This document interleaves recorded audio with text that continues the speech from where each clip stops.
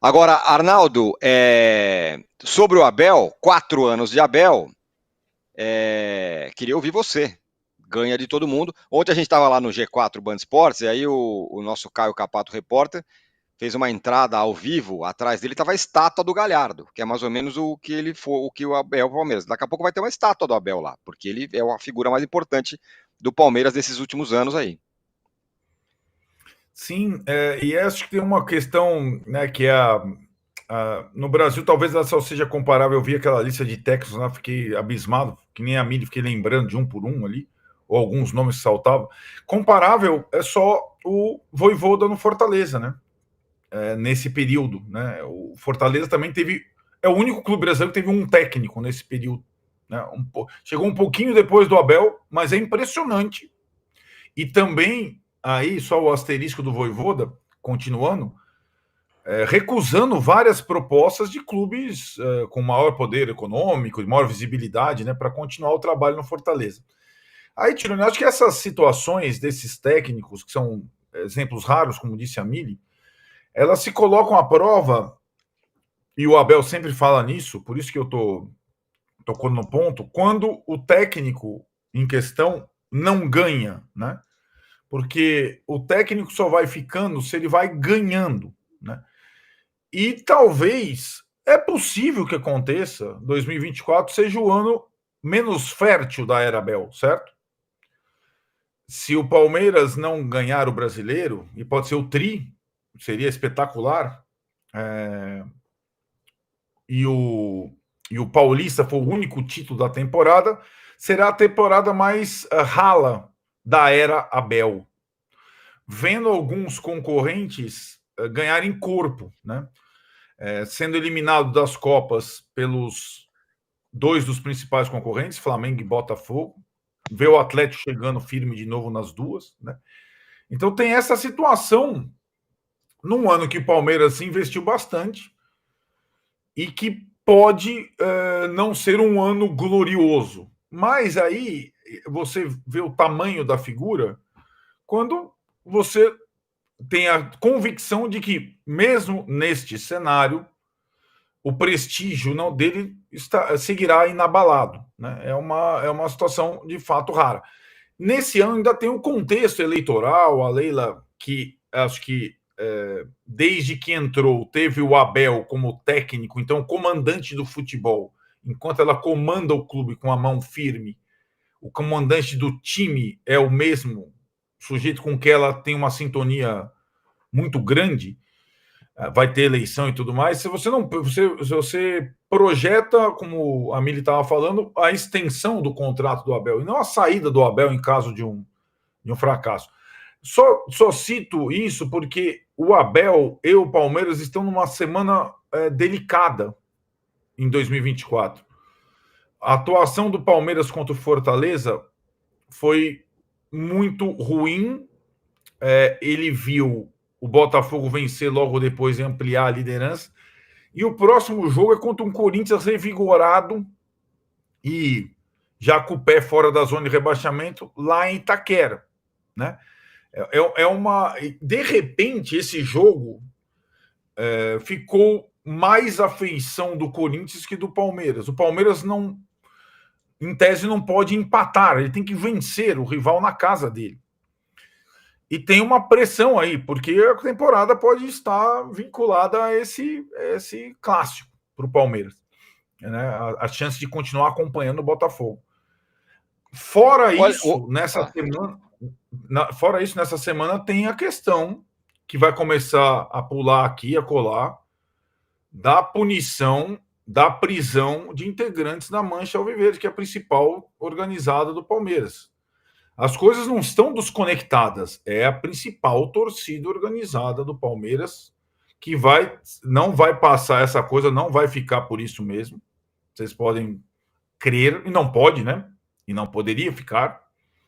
Mas que é uma força quando o Palmeiras joga e que vai sair de cena aos poucos. Você vai reparar nessa situação. Então, é uma semana em que o Palmeiras está celebrando o aniversário de chegada do Abel, mas é uma semana delicada para o Palmeiras essa que nós estamos vivendo. Mili, juntando Lé com Cré, o Palmeiras com o Corinthians, o Ronaldo acha que o Corinthians está em melhor situação, eu sinceramente não acho. Eu acho que o Palmeiras Não, entra. eu só digo o seguinte: se o Corinthians não ganha do Cuiabá, ele segue na zona de rebaixamento, ele teria que ganhar de qualquer forma o clássico.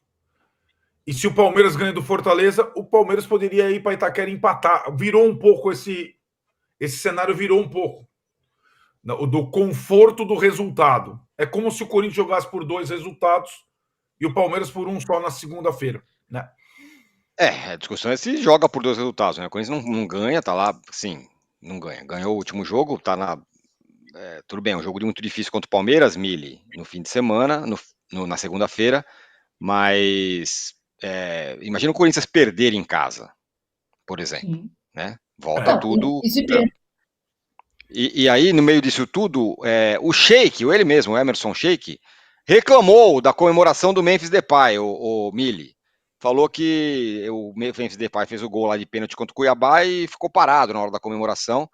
E o Sheik disse que é inadmissível essa comemoração no momento em que o Corinthians vive. Mas o fato é que ele fez o gol. Mas enfim, queria que você falasse sobre tudo isso. Esse confronto que vem aí, Corinthians e Palmeiras, e o Sheik reclamando do Memphis Depay parado. Eu nem percebi, para falar a verdade. Na hora eu percebi, eu vi, ele parou, mas aí eu olhei, ele estava de frente para a torcida do Cuiabá. Era a torcida do Cuiabá que estava na frente. Então eu não sei se foi isso que retesou, sabe? Deixou ele para não arrumar confusão, não sei. Mas eu reparei sim nisso na hora. Mas sim, ele fez o gol, o Corinthians jogou mal, esse jogo que a gente está vendo imagens aí, o Corinthians jogou mal.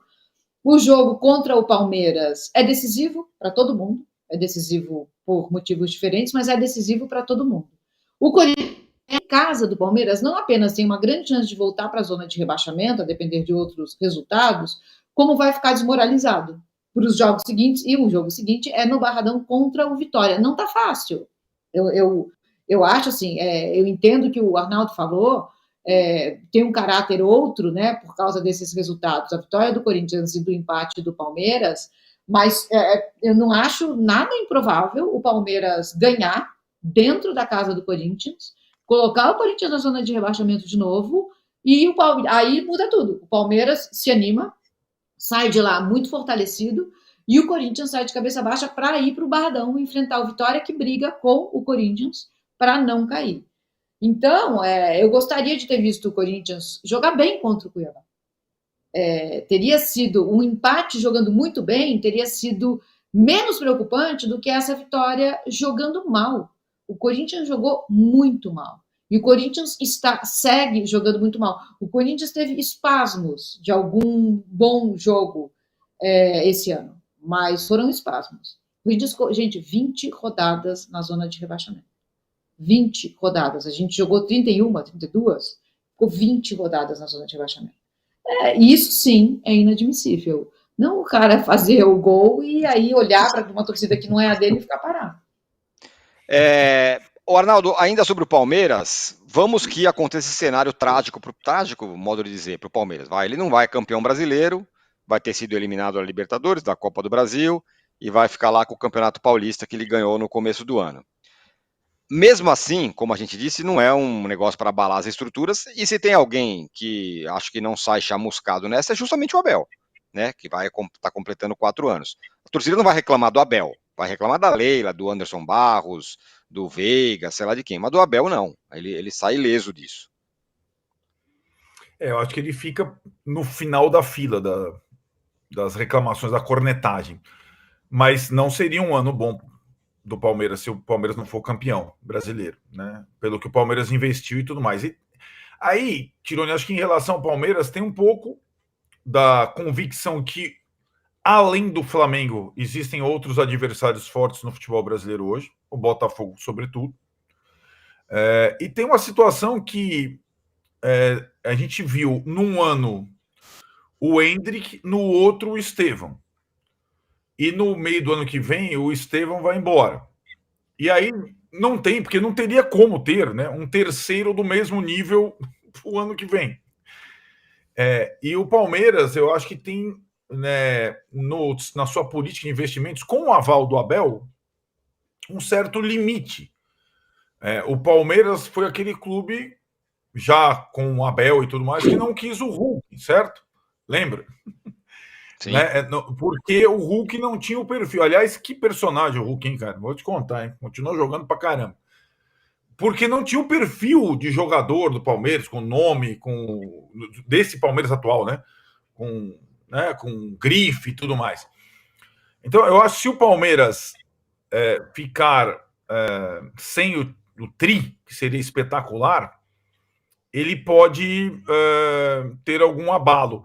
E aí eu posso fazer uma comparação, né? O São Paulo foi o tri brasileiro consecutivo com o Muricy.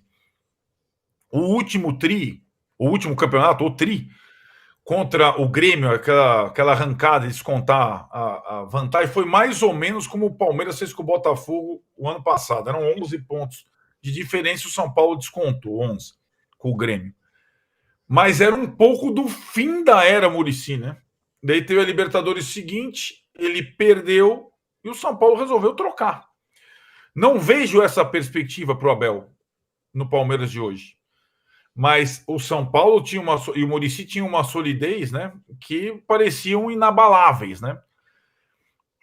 Mas aí começam a ter outros competidores, outras situações, outros desafios e tudo mais. Eu acho que não respingaria no Abel eventual perda do título para o Botafogo brasileiro, mas acho que causaria reflexão no Palmeiras, como o Palmeiras está mais rico agora do que quando Abel e Leila chegaram. Vendeu muito, está renovando patrocínios e tudo mais. Vai investir parte disso na equipe de futebol, com jogadores de um outro nível, digamos assim? Não sei, até porque não sei se é esse tipo de jogador com quem o Abel gosta de trabalhar, né? Fica um certo dilema aí nessa situação. O Palmeiras contrataria um Luiz Henrique hoje, ou um Almada? Dinheiro teria até, mas faria isso? Não sei. E talvez, se a temporada passar sem o título brasileiro, esse tipo de reflexão comece a acontecer no Palmeiras, porque os competidores hoje são vários do nível do Palmeiras.